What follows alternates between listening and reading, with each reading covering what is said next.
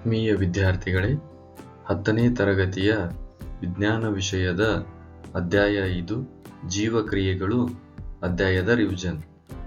ಒಟ್ಟು ಅಂಕಗಳು 8, ಒಟ್ಟು ಪ್ರಶ್ನೆಗಳು 4, 1 ಅಂಕದ 2 ಪ್ರಶ್ನೆಗಳು, 2 ಅಂಕದ 1 ಪ್ರಶ್ನೆ, 4 ಅಂಕದ 1 ಪ್ರಶ್ನೆ. ಚಿತ್ರಗಳನ್ನು ಬಿಡಿಸುವುದು ಮತ್ತು ಭಾಗಗಳನ್ನು ಗುರುತಿಸುವುದು. 1. ತೆರೆದ ಮತ್ತು ಮುಚ್ಚಿದ ಪತ್ರರಂಧ್ರ. ತೆರೆದ ಪತ್ರರಂಧ್ರ, ಮುಚ್ಚಿದ ಪತ್ರರಂಧ್ರ. ಮಾನವನ ಹೃದಯ ನೀಳಛೇದ ನೋಟದ ಚಿತ್ರ. ಮಾನವನ ಹೃದಯದ ನೀಳಛೇದ ನೋಟದ ಚಿತ್ರ. ನೆಫ್ರಾನ್ನ ರಚನೆ. ನೆಫ್ರಾನ್ನ ರಚನೆಯ ಚಿತ್ರ. ವ್ಯತ್ಯಾಸಗಳನ್ನು ಬರೆಯುವುದು. ವಿಲ್ಲೈಗಳು ಮತ್ತು ಅಲ್ವಿಯೋಲೈಗಳು ಅಥವಾ ಗಾಳಿ ಚೀಲಗಳು. ಸಣ್ಣ ಕರಳು ಒಳಗೋಡೆಯ ವಿಲ್ಲೈಗಳೆಂಬ ಅಸಂಖ್ಯಾತ ಬೆರಳಿನಂಥ ರಚನೆಗಳನ್ನು ಹೊಂದಿವೆ.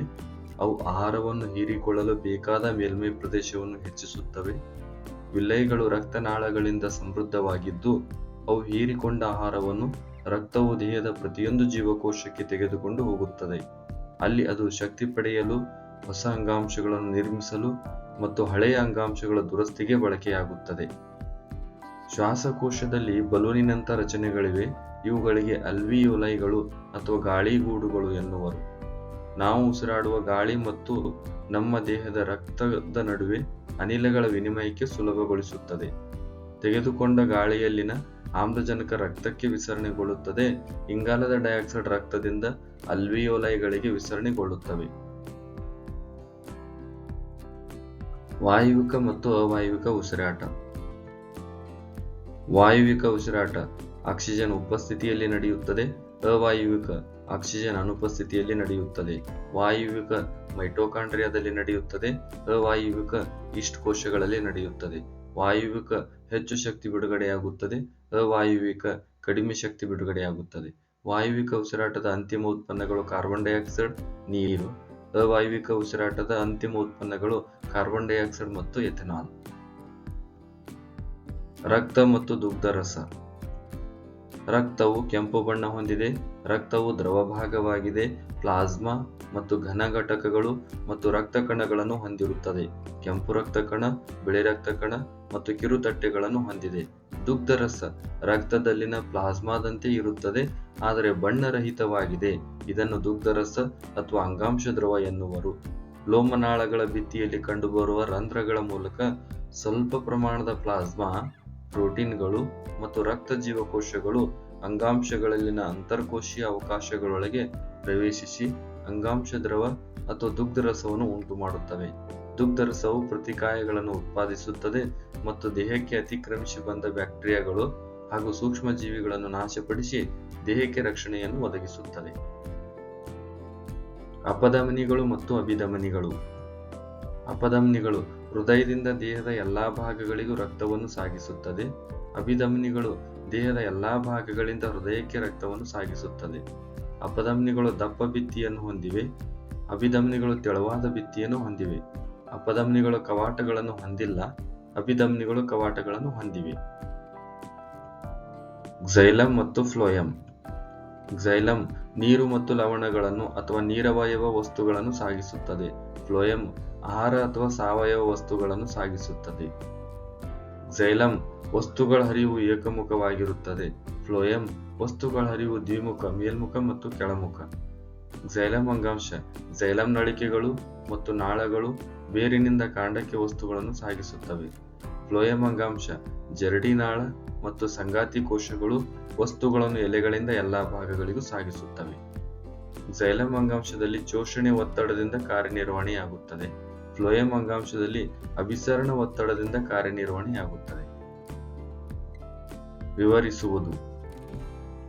ದ್ಯುತಿಸಂಶ್ಲೇಷಣೆಯಲ್ಲಿ ಜರುಗುವ ಘಟನೆಗಳು. ಕ್ಲೋರೋಫಿಲ್ನಿಂದ ಬೆಳಕಿನ ಶಕ್ತಿ ಹೀರಿಕೆ. ಬೆಳಕಿನ ಶಕ್ತಿಯು ರಾಸಾಯನಿಕ ಶಕ್ತಿಯಾಗಿ ಪರಿವರ್ತನೆಯಾಗುವುದು ಮತ್ತು ನೀರಿನ ಅಣುಗಳು ಹೈಡ್ರೋಜನ್ ಮತ್ತು ಆಕ್ಸಿಜನ್ ಆಗಿ ವಿಭಜಿಸಲ್ಪಡುವುದು. ಕಾರ್ಬನ್ ಡೈಆಕ್ಸೈಡ್ ಕಾರ್ಬೋಹೈಡ್ರೇಟ್ ಆಗಿ ಪರಿವರ್ತಿಸಲ್ಪಡುವುದು. ಪತ್ರರಂಧ್ರದ ಕಾರ್ಯಗಳು. ಅನಿಲಗಳ ವಿನಿಮಯ. ವಿಸರಣೆಯ ಮೂಲಕ ಕಾರ್ಬನ್ ಡೈಆಕ್ಸೈಡ್ ಮತ್ತು ಆಕ್ಸಿಜನ್ ವಿನಿಮಯಗೊಳ್ಳುತ್ತವೆ. ನೆಫ್ರಾನ್ನ ರಚನೆ ಮತ್ತು ಕಾರ್ಯ. ನೆಫ್ರಾನ್ಗಳು ಮೂತ್ರಜನಕಾಂಗಗಳ ರಚನಾತ್ಮಕ ಮತ್ತು ಕಾರ್ಯಾತ್ಮಕ ಘಟಕವಾಗಿವೆ. ನೆಫ್ರಾನ್ ಗ್ಲ್ಯಾಮ್ಯುರುಲಸ್, ಬೌಮನ್ನ ಹೊದಿಕೆ ಮತ್ತು ಹೆನ್ಲೆಯ ಕುಣಿಕೆಗಳೆಂಬ ಪ್ರಮುಖ ಭಾಗಗಳನ್ನು ಹೊಂದಿವೆ. ನೆಫ್ರಾನ್ಗಳು ರಕ್ತವನ್ನು ಶುದ್ಧೀಕರಿಸುವ ಮೂತ್ರಜನಕಾಂಗದ ಘಟಕಗಳಾಗಿವೆ. ಇವು ಮೂತ್ರಪಿಂಡಗಳಲ್ಲಿ ರಕ್ತದಿಂದ ಯೂರಿಯಾ ಅಥವಾ ಯೂರಿಕ್ ಆಮ್ಲಗಳಂತಹ ನೈಟ್ರೋಜನ್ ಯುಕ್ತ ತ್ಯಾಜ್ಯಗಳನ್ನು ಹೊರಹಾಕುತ್ತವೆ. ಇಮ್ಮಡಿ ರಕ್ತ ಪರಿಚಲನೆಯ ಅರ್ಥ ಮತ್ತು ಮಹತ್ವ. ಮನುಷ್ಯರಲ್ಲಿ ರಕ್ತವು ಪ್ರತಿಯೊಂದು ಪರಿಚಲನೆಗೆ 2 ಬಾರಿ ಹೃದಯವನ್ನು ಹಾದು ಹೋಗುತ್ತದೆ. ಇದನ್ನು ಇಮ್ಮಡಿ ಪರಿಚಲನೆ ಎನ್ನುವರು. ಇದರ ಮಹತ್ವ: ಇಮ್ಮಡಿ ಪರಿಚಲನೆಯು ದೇಹದ ಎಲ್ಲಾ ಭಾಗಗಳಿಗೆ ಸಾಕಷ್ಟು ಆಕ್ಸಿಜನ್ ಯುಕ್ತ ರಕ್ತವನ್ನು ಶೀಘ್ರವಾಗಿ ತಲುಪಲು ಸಹಕರಿಸುತ್ತದೆ. ಇದರಿಂದ ಜೀವಿಗಳು ತಮ್ಮ ಅಧಿಕ ಶಕ್ತಿ ಅಗತ್ಯವನ್ನು ಪೂರೈಸಿಕೊಳ್ಳಬಹುದು. ಸ್ತನಿಗಳಲ್ಲಿ ಮತ್ತು ಪಕ್ಷಿಗಳಲ್ಲಿ ಇಮ್ಮಡಿ ಪರಿಚಲನೆಯು ದೇಹದ ಉಷ್ಣತೆಯನ್ನು ನಿಯಂತ್ರಿಸಲು ಸಹಕಾರಿಯಾಗಿದೆ. ದುಗ್ಧರಸದ ಉಂಟಾಗುವಿಕೆ ಮತ್ತು ಇದರ ಘಟಕಗಳು. ಸಾಗಾಣಿಕೆಯಲ್ಲಿ ತೊಡಗಿಕೊಂಡಿರುವ ಇನ್ನೊಂದು ದ್ರವವನ್ನು ದುಗ್ಧರಸ ಅಥವಾ ಅಂಗಾಂಶ ದ್ರವ ಎನ್ನುವರು. ಲೋಮನಾಳಗಳ ಭಿತ್ತಿಯಲ್ಲಿ ಕಂಡುಬರುವ ರಂಧ್ರಗಳ ಮೂಲಕ ಸ್ವಲ್ಪ ಪ್ರಮಾಣದ ಪ್ಲಾಸ್ಮಾ, ಪ್ರೋಟೀನ್ಗಳು ಮತ್ತು ರಕ್ತ ಜೀವಕೋಶಗಳು ಅಂಗಾಂಶಗಳಲ್ಲಿನ ಅಂತರಕೋಶೀಯ ಅವಕಾಶಗಳೊಳಗೆ ಪ್ರವೇಶಿಸಿ ಅಂಗಾಂಶ ದ್ರವ ಅಥವಾ ದುಗ್ಧರಸವನ್ನು ಉಂಟು ಮಾಡುತ್ತದೆ. ದುಗ್ಧರಸವು ಪ್ರತಿಕಾಯಗಳನ್ನು ಉತ್ಪಾದಿಸುತ್ತದೆ ಮತ್ತು ದೇಹಕ್ಕೆ ಅತಿಕ್ರಮಿಸಿ ಬಂದ ಬ್ಯಾಕ್ಟೀರಿಯಾ ಹಾಗೂ ಸೂಕ್ಷ್ಮಜೀವಿಗಳನ್ನು ನಾಶಪಡಿಸಿ ದೇಹಕ್ಕೆ ರಕ್ಷಣೆಯನ್ನು ಒದಗಿಸುತ್ತದೆ. ಘಟಕಗಳು: ದುಗ್ಧರಸ, ದುಗ್ಧ ಲೋಮನಾಳಗಳು, ದುಗ್ಧನಾಳ ಅಭಿಧಮನಿ. ಸಸ್ಯಗಳಲ್ಲಿ ವಿಸರ್ಜನೆ. ಸಸ್ಯಗಳಲ್ಲಿ ವಿಸರ್ಜನೆ ಬಾಷ್ಪ ವಿಸರ್ಜನೆ, ಹೆಚ್ಚಾದ ನೀರನ್ನು ಹೊರಹಾಕುವ ಕ್ರಿಯೆ. ಎಲೆಗಳನ್ನು ಉದುರಿಸುತ್ತವೆ. ರಾಳ ಮತ್ತು ಅಂಟುಗಳ ರೂಪದಲ್ಲಿ ಸಂಗ್ರಹವಾಗುತ್ತದೆ. ಮಣ್ಣಿಗೆ ತ್ಯಾಜ್ಯ ವಸ್ತುಗಳ ವಿಸರ್ಜನೆ ಮಾಡುತ್ತವೆ. ಫ್ಲೋಯಂನ ಕಾರ್ಯ ಅಥವಾ ವಸ್ತು ಸ್ಥಾನಾಂತರಣ.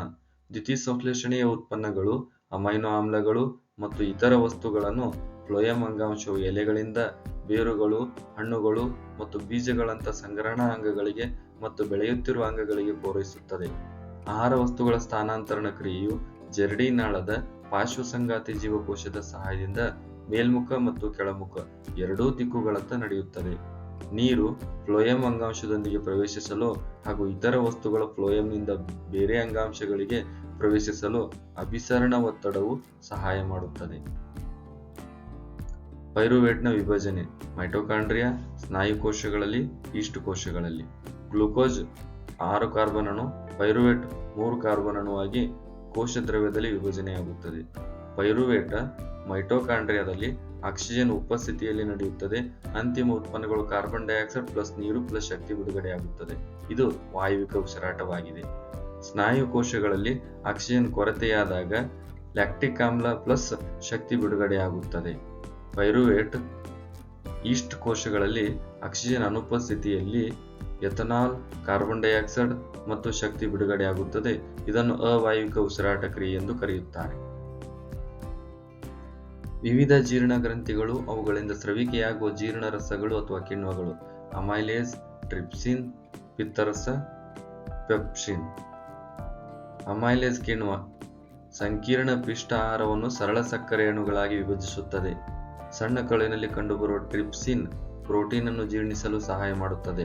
ಯಕೃತ್ತಿನಿಂದ ಪಿತ್ತರಸ ಕೊಬ್ಬುಗಳ ದೊಡ್ಡ ಕಣಗಳನ್ನು ಚಿಕ್ಕ ಕಣಗಳಾಗಿ ವಿಭಜನೆ ಮಾಡುತ್ತದೆ. ಜಠರದಲ್ಲಿ ಕಂಡುಬರುವ ಪೆಪ್ಸಿನ್ ಲೋಳೆ ಜಠರದ ಗೋಡೆಗಳನ್ನು ಆಮ್ಲದಿಂದ ರಕ್ಷಣೆ ಮಾಡುತ್ತದೆ. ಜಠರ ಮತ್ತು ಸಣ್ಣ ಕರುಳಿನಲ್ಲಿ ನಡೆಯುವ ಜೀರ್ಣಕ್ರಿಯೆ. ಜಠರದ ಗೋಡೆಯಲ್ಲಿರುವ ಜಠರ ಗ್ರಂಥಿಗಳು ಹೈಡ್ರೋಕ್ಲೋರಿಕ್ ಆಮ್ಲ, ಪೆಪ್ಸಿನ್ ಮತ್ತು ಲೋಳೆಯನ್ನು ಸ್ರವಿಸುತ್ತವೆ. ಹೈಡ್ರೋಕ್ಲೋರಿಕ್ ಆಮ್ಲವು ಪೆಪ್ಸಿನ್ ಕಿಣ್ವದ ಕ್ರಿಯೆಯನ್ನು ಉತ್ತೇಜಿಸುವ ಆಮ್ಲೀಯ ಮಾಧ್ಯಮವನ್ನು ಉಂಟು ಮಾಡುತ್ತದೆ. ಪೆಪ್ಸಿನ್ ಪ್ರೋಟೀನ್ ಅನ್ನು ಜೀರ್ಣಿಸುತ್ತದೆ. ಸಣ್ಣ ಕರುಳಿನಲ್ಲಿ ಇದು ಮೆದೋಜೀರಕ ರಸ ಮತ್ತು ಪಿತ್ತರಸಗಳನ್ನು ಪಡೆಯುತ್ತದೆ. ಪಿತ್ತರಸವು ಆಹಾರವನ್ನು ಕ್ಷಾರೀಯಗೊಳಿಸುತ್ತದೆ. ಪಿತ್ತರಸ ಲವಣಗಳು ಕೊಬ್ಬನ್ನು ಎಮಲ್ಸೀಕರಣಗೊಳಿಸುತ್ತವೆ.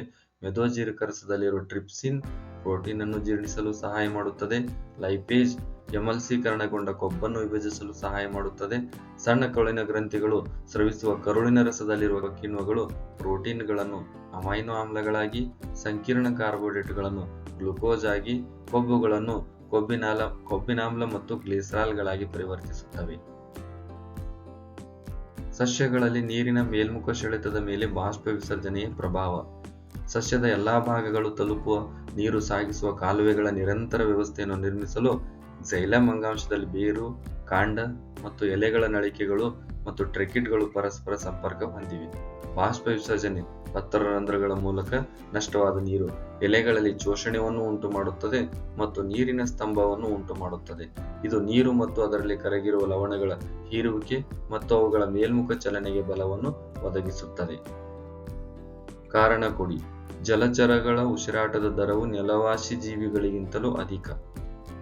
ಗಾಳಿಯಲ್ಲಿರುವ ಆಕ್ಸಿಜನ್ ಪ್ರಮಾಣಕ್ಕೆ ಹೋಲಿಸಿದರೆ ನೀರಿನಲ್ಲಿ ಕರಗಿರುವ ಆಕ್ಸಿಜನ್ ಪ್ರಮಾಣ ಸಾಕಷ್ಟು ಕಡಿಮೆ ಇರುವುದರಿಂದ ಜಲಚರ ಉಸಿರಾಟದ ದರವು ನೆಲಜೀವಿಗಳಲ್ಲಿ ಕಂಡುಬರುವುದಕ್ಕಿಂತ ಸಾಕಷ್ಟು ವೇಗವಾಗಿರುತ್ತದೆ. ರಕ್ತದಲ್ಲಿನ ಹಿಮೋಗ್ಲೋಬಿನ್ ಪ್ರಮಾಣವು ಹೆಚ್ಚಾದಂತೆ ಶಕ್ತಿಯ ಉತ್ಪಾದನೆ ಹೆಚ್ಚಾಗುತ್ತದೆ. ಹಿಮೋಗ್ಲೋಬಿನ್ ವರ್ಣಕವು ರಕ್ತಕ್ಕೆ ಕೆಂಪು ಬಣ್ಣವನ್ನು ಮತ್ತು ಆಕ್ಸಿಜನ್ ಕಡೆಗೆ ಹೆಚ್ಚು ಆಕರ್ಷಿತವಾಗಿರುತ್ತದೆ. ಇದು ರಕ್ತದಲ್ಲಿ ವಿಲೀನಗೊಂಡ ಆಕ್ಸಿಜನ್ ಅನ್ನು ರಕ್ತ ಪರಿಚಲನೆಯ ಮೂಲಕ ದೇಹದ ಎಲ್ಲಾ ಜೀವಕೋಶಗಳಿಗೆ ಪೂರೈಸುತ್ತದೆ. ಆದ್ದರಿಂದ ಹಿಮೋಗ್ಲೋಬಿನ್ ಪ್ರಮಾಣ ಹೆಚ್ಚಾದಂತೆ ಶಕ್ತಿಯ ಉತ್ಪಾದನೆ ಹೆಚ್ಚಾಗುತ್ತದೆ. ಆಕ್ಸಿಜನ್ ಕೊರತೆಯಿಂದ ಸ್ನಾಯು ಸೆಳೆತ ಉಂಟಾಗುತ್ತದೆ. ಸ್ನಾಯು ಕೋಶಗಳಲ್ಲಿ ಆಕ್ಸಿಜನ್ ಕೊರತೆ ಇದ್ದಾಗ ಲ್ಯಾಕ್ಟಿಕ್ ಆಮ್ಲ ಉತ್ಪತ್ತಿಯಾಗುತ್ತದೆ. ಆದ್ದರಿಂದ ಸ್ನಾಯು ಸೆಳೆತ ಉಂಟಾಗುತ್ತದೆ.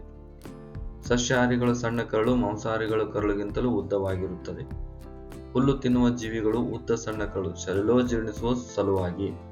ಮಾಂಸಾಹಾರಿಗಳಲ್ಲಿ ಗಿಡ್ಡ ಕರಳನ್ನು ಹೊಂದಿರುತ್ತವೆ ಏಕೆಂದರೆ ಜೀರ್ಣಿಸುವುದು ಸುಲಭ.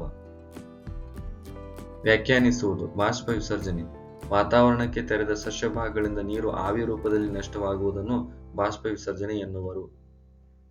ವಸ್ತು ಸ್ಥಾನಾಂತರಣ.